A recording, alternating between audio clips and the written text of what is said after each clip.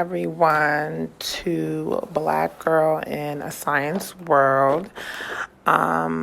Today's podcast, it's just going to be about, being a Black girl in a science world. When I say a science world, I mean whether it's, you're working in a hospital, you're working in a lab, a pharma lab, a private lab, pharmaceutical lab, or you're a nurse, or you're a physical therapist, or you're a radiologist, technologist, ultrasound technologist, nuclear, any type of science-related field that you are in as a Black woman or a Black man. Men are welcome to this chat as well. We're going to talk about it. We're going to get into some things today about it. I'm going to tell you guys a little bit about myself. Let me just drink my water. I'm going to tell you guys a little bit about myself. I am Nigerian American. I was born here. My parents were not. They migrated here when when obviously my mom was still pregnant with me. I'm the youngest of 5. My mother still lives here in the States, and my father lives in Nigeria. I was born and raised in New Jersey pretty much all my life. I'm really from Maplewood, New Jersey, so all my, everyone who's familiar with Jersey, Essex County, shout out to Essex County. I'm from Maplewood. I lived there until I was about 15, and then I moved to Piscataway, New Jersey, which is in Middlesex County. Shout out to Middlesex County as well. So that's just a little bit about me. What I do is I'm a medical laboratory scientist. That is just that's the title, but it's just a fancy way of, saying that you're a medical technologist. A lot of people know that term more loosely. Basically, what I do is when you go to a hospital, doctor's office, any type of clinic, and the phlebotomist or nurse, or even me, comes and we draw out your blood, it has to go to the lab. So whether it's blood or whether it's pee, whether it's poop, whether it's any type of body fluid, it has to be analyzed. And I'm the one who looks under the microscopes, who does all this, mad scientist testing on that sample to see if everything is normal.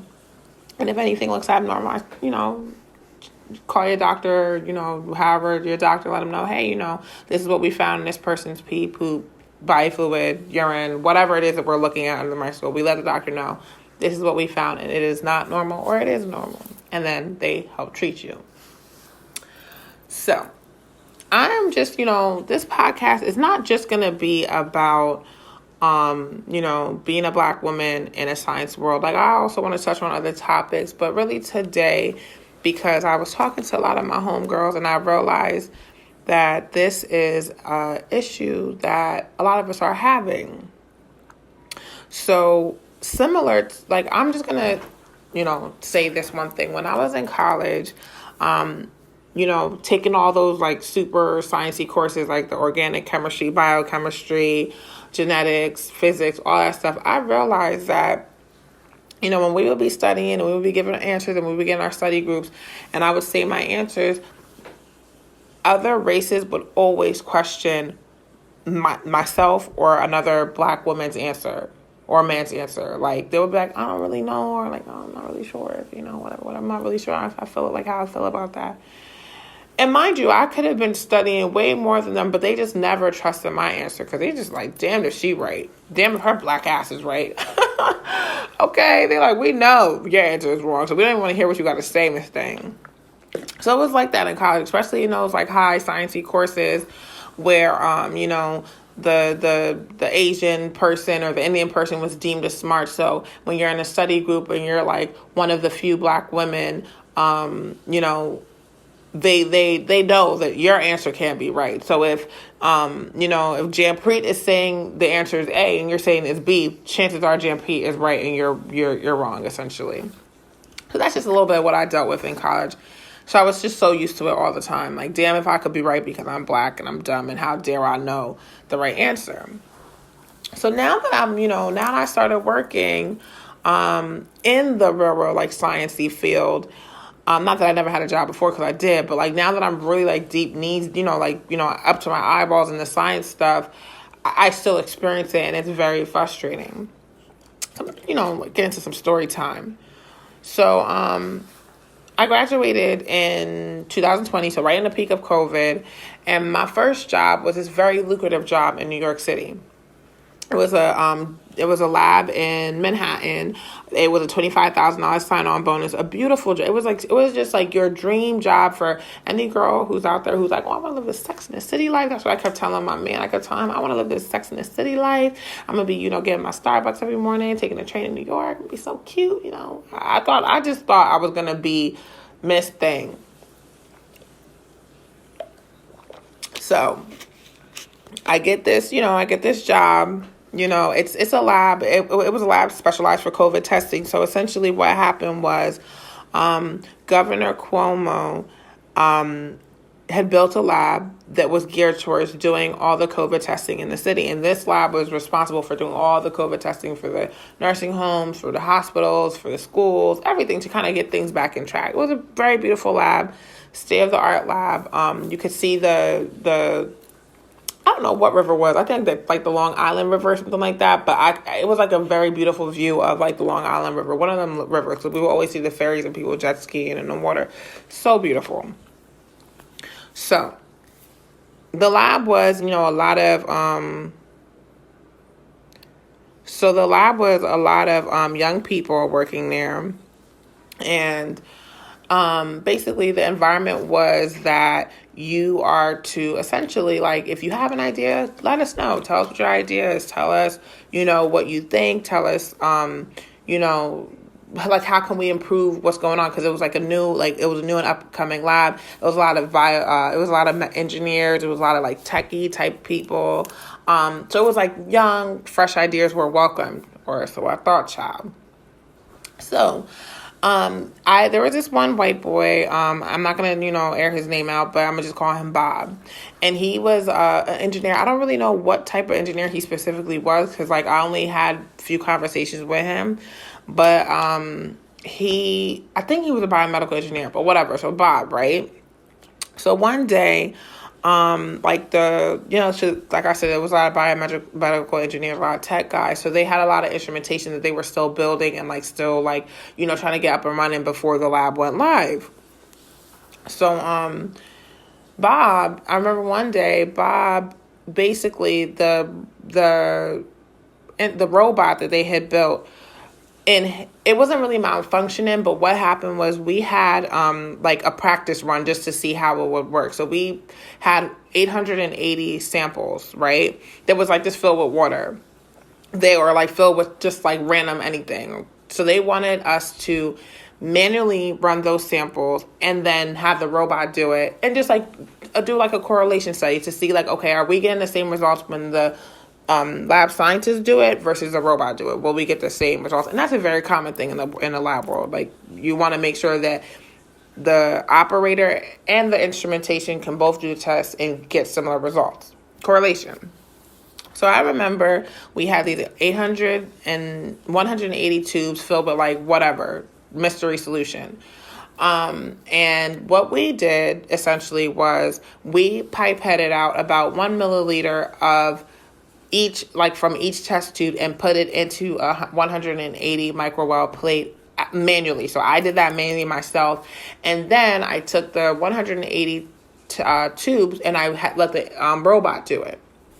So now the robot is doing it, and it's not like it looks like it's malfunctioning, but essentially what was happening is the robot wasn't aspirating or sucking up any of the liquid.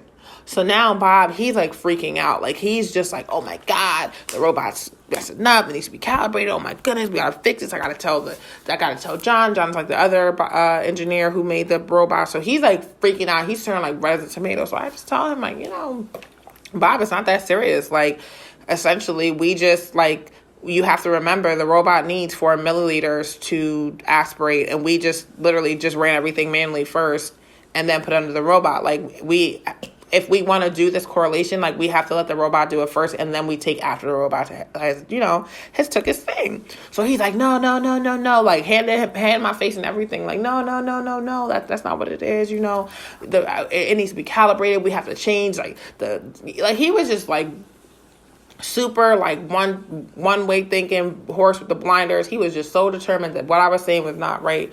I'm like, all right, whatever. Like, he could figure it out. I'm not even gonna, like, step on his toes when it comes to that. So now the next engineer, hold on, let me take a sip of my water. So now the second engineer comes, Bob number 2. I don't remember his name, but Bob number 2, he comes. And now he's trying to help Bob number 1 figure out, like, okay, what's going on? Why is this robot that I built, why is it not working? Why is it malfunctioning? So, I see both of them just like, looking crazy. Like they're just like, I could see like the steam coming off of the both of them because they're just so flustered. They're just not understanding why this isn't working. So I go up to both of them together and I tell them, listen, guys, if you built this robot to know that in order to aspirate anything, it needs a minimum volume of 4 milliliters, and we literally just took out 1 milliliter of each test tube that this robot is supposed to run. We literally took out 1 milliliter from each test tube and manually put it into a microwell plate to run.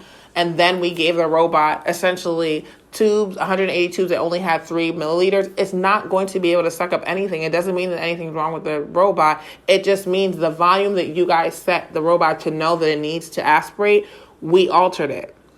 And I told them again, like I just said, like, what if we want to do this correlation, in order for it to be successful, we have to let the robot, let it do its test first, and we can do a second, because I can pipette if I only have 1 milliliter volume, 2 milliliters, or 3, but this robot needs 4 in order to aspirate and pipette and suck up anything. It needs to have 4 minimum. Whereas I'm a human, you can give me 2 and I'm still going to aspirate and pipette what I need to. So finally, Bob number 2 says, oh, okay, I see what you're saying. Yeah, you're right. So I'm just sitting there like, I don't understand why I had to say that like 10 times for you guys to understand, or for you to come around to like agree with what I'm saying. But I don't know if it was because I was black, but like, okay, like whatever. So I'm just like, you know what? I wasn't feeling that. Like I had to say it like 10 times. Like I had to, be very gentle and nice. And guys, I think it's this. And I was very, very much so walking on eggshells, because these are engineers and what do I know? They know more than I do, essentially. So I didn't like that. So believe it or not, I quit. I know it's crazy. Like, oh my God, you quit a job that had $25,000 sign-on bonus. Yeah, because I wasn't really pressed for money. So I quit. So now, I worked there all but 3 weeks. So now my next job is I'm working in a city hospital. I'm working in a hospital set in East Orange, New Jersey. It's a small community hospital in an urban city area, about 250 beds. So it was a good start. So now I'm there, and I'm training. I'm more in a hospital setting, so it's different, but it's nice. It's a nice learning experience. So now I'm working with a lot of medical laboratory scientists, just like myself. In this field, in this field, I noticed there's a lot of Filipino and Indian people in this field. So now I'm not the only black person, but I'm one of few black people. So, I'm doing my training, and the girl who's training me, she's Vietnamese. And I remember one day we were specifically in blood bank, and she tried to kind of throw her weight around. She tried to tell me that essentially what she tried to do is for the sake of making this in like layman terms, like very simple, she tried to tell me, or to say that a patient was like type O blood without doing the testing. And I told her, like, listen, like, I understand that you feel that you're super experienced and you've been doing this a long time, but you still need to do the testing. Like, it doesn't matter if you've been doing this for 10 years and you feel like, oh, I know that this person's type O, you still need to do the testing. And she's like, no, I've been doing this a long time, and, I know, whatever. And I said, okay, well, that's fine, but I'm not going to sign off on that. Like, I'm not going to sign that no, I'm not doing that. You can do that. You can release it under your name, but you need to still do the testing. You need to prove that this person is the type O. It doesn't matter how much experience you have. You need to do it. So me and her, like, we didn't really get into it, but, like, it was, like, a quick little, like, okay, say she said this, I said this back, she said this again, and I told her, okay, well, I'm just not going to sign. Like, if you're not going to do the testing, I'm just not going to sign and put my initials on anything. Simple. So now, mind you, our shift is 3 to 11, and I guess she must have thought that I was joking, but I told her I'm not doing that. Like, I'm not. If you choose to not do that and not do the testing because you feel like you know more than I do, go ahead and sign up, but I'm not signing my name on that. And you know what ended up happening, y'all? This girl probably realized, like, oh my God, this girl, she's a piece of work. Like, she just got here, she's got into this profession, and she's giving me a hard time. So, God works in mysterious ways, because she ended up having to stay there until about 12:30 to do the testing to prove this person was O positive. And I went home at 11 o'clock. I sure did. And, the thing that I have friends who are nurses. I'm not saying that nurses don't use their brain to work. But the thing about the lab world is when you're in the lab, everything is like knowledge based. What do you know? What do you remember from what you learned in school? How are you going to connect that with the dots of like, especially in departments like microbiology and blood bank, everything is what you remember and what do you know? How are you connecting the dots from what you learned and what you remember and what you know, and under these circumstances, what is supposed to happen? Everything is very like, you have to be sharp. Like, you have to remember every single thing that you learn. The main key points of components of what you learn, you need to remember. So like, that's really what I realized about the lab. Like, it's not that you don't use your hands, you do, but everything in that world is really like what you know, what you remember, how you connect the dots.